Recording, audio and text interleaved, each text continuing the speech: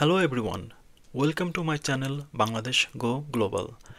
আজকে আমি আপনাদের সাথে শেয়ার করব একজন ইন্টারন্যাশনাল স্টুডেন্ট হিসাবে কানাডায় প্রতি মাসে অ্যাভারেজে কেমন খরচ হয়। আপনি যদি কানাডাতে পড়াশোনা করতে আসার জন্য প্ল্যান করে থাকেন তাহলে এই ভিডিওটি আপনার জন্য।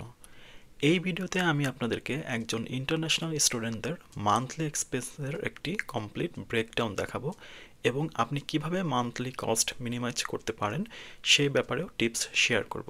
আশা করি ভিডিওটি আপনাদের জন্য অনেক হেল্পফুল হবে।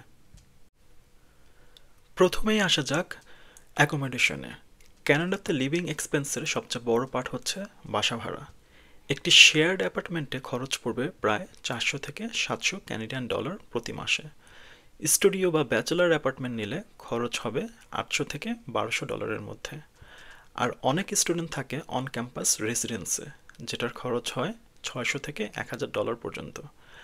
সবচেয়ে ভালো অপশন হলো 2-3 জন মিলে একটি অ্যাপার্টমেন্ট রেন্ট নিলে অনেক কস্ট এফেক্টিভ হবে এবং বেটার লিভিং কন্ডিশনও পাবেন। শেয়ার্ড রুম নিলে কস্ট আরও কমবে, কিন্তু আপনার রুমমেট কেমন সেটা আগে যাচাই করে নিতে হবে। অনেক ল্যান্ডলর্ড তাদের বেসমেন্টে পার রুম রেন্ট দিয়ে থাকে, ওগুলোর রেন্টও 400 থেকে 500 ডলারের মধ্যে। বাসা নেওয়ার সময় অবশ্যই লিজ ডকুমেন্ট ভালো করে চেক করে নেবেন। সো অ্যাকোমোডেশন চুজ করার সময় লোকেশন আর রুমমেট কনসিডার করা খুবই ইম্পর্ট্যান্ট। ট্রাই করবেন পাবলিক ট্রান্সপোর্টেশনের কাছাকাছি রেন্ট নিতে, তাহলে আপনার কমিউনিকেশন অনেক ইজি হবে।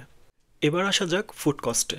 নিজে রান্না করলে মাসে 150 থেকে 200 ক্যানাডিয়ান ডলারের মধ্যে খাবারের খরচ ম্যানেজ করা যায়, কিন্তু বেশি বাইরের খাবার খেলে, স্পেশালি রেস্টুরেন্ট বা ফাস্ট ফুড খেলে খরচ ইজিলি 300 ডলার প্লাস হয়ে যেতে পারে। ডিসকাউন্ট দেখে সপ্তাহে একবার গ্রোসারি শপিং করলে এবং দেশি দোকান থেকে কিনলে অনেক সাশ্রয় করা যাবে। Transportation cost. মেজর সিটিজ যেমন টরন্টো, ভ্যাঙ্কুভার, মন্ট্রিয়াল, এখানে মান্থলি ট্রানজিট পাস লাগে 80 টু 120 ক্যানাডিয়ান ডলার, কিন্তু স্টুডেন্ট হলে ডিসকাউন্ট বা স্টুডেন্ট পাস পাওয়া যাবে। ইউজুয়ালি কলেজ বা ইউনিভার্সিটি ট্রানজিট পাস কভার করে টিউশন ফির সাথে, সো সেটা আপনাকে ইউনিভার্সিটির সাথে কনফার্ম করে নিতে হবে। একটা ভালো ফোন প্ল্যান ও ইন্টারনেটের জন্য মাসে 40 টু 80 ক্যানাডিয়ান ডলার লাগবে।